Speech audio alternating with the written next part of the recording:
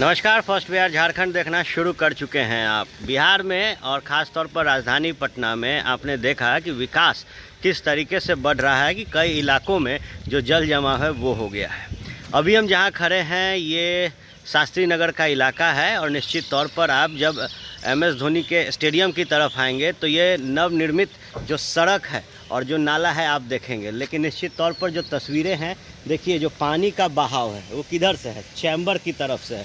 तो निश्चित तौर पर जो राजधानी पटना में बीती रात या कहे जो रात अभी अभी गुजरी, उस रात जो 2 से ढाई घंटे की बारिश हुई उसमें ये स्थिति बनी है कि पूरा इलाका जो है मग्न हो गया है। तो निश्चित तौर पर जो तैयारियां नगर निगम दावा कर रही थी उन तैयारियों की जो पोल है वो खुलती नज़र आ रही है। इसके साथ ही जो नज़ारा है देख सकते हैं, नई सड़क बनी है, नए जो नाले हैं रोड के उस तरफ बने हैं और अब उन नालों से ही वापस जो पानी है वो बाहर आ रही है। तमाम जो गाड़ियां हैं वो धीरे धीरे बढ़ रही है, लेकिन जो जल जमाव का असर है वो दिख रहा है। तो निश्चित तौर पर जो दावे सरकार ने किए उन दावों की पोल अब खुल रही है और एक बार फिर पटना नगर निगम ने जमकर जो सरकार की फजीहत है वो करवा दी है।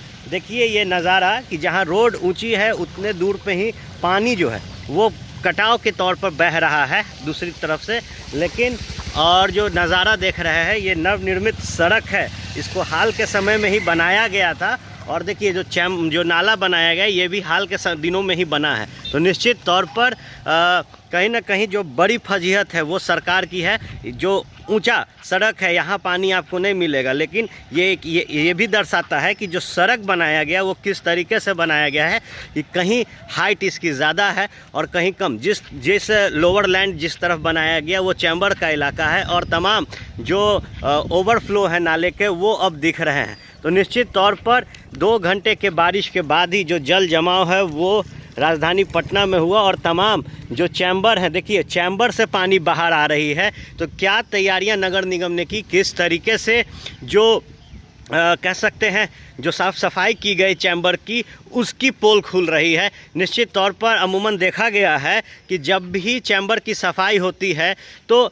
उतने ही कचरे को निकाला जाता है जो चैम्बर बनता है उसका, ना कि पाइप के आगे और ना कि पाइप के पीछे। और यही कारण है कि अब जो नज़ारा आप देख रहे हैं देखिए जो जल जमाव है वो इस वक्त MS धोनी का जो स्टेडियम है उसके पास लगा है। BSCB का ये इलाका है, शास्त्री नगर में आता है और अब जल जमाव हर तरफ है। जो चैम्बर है, चैम्बर से पानी जो है लोकल है यहाँ के बोर्ड कॉलोनी का ये सड़क ये नाले तो इसी साल बने हैं और जलमग्न हो गया पूरा। हाँ, इसी साल बना हुआ।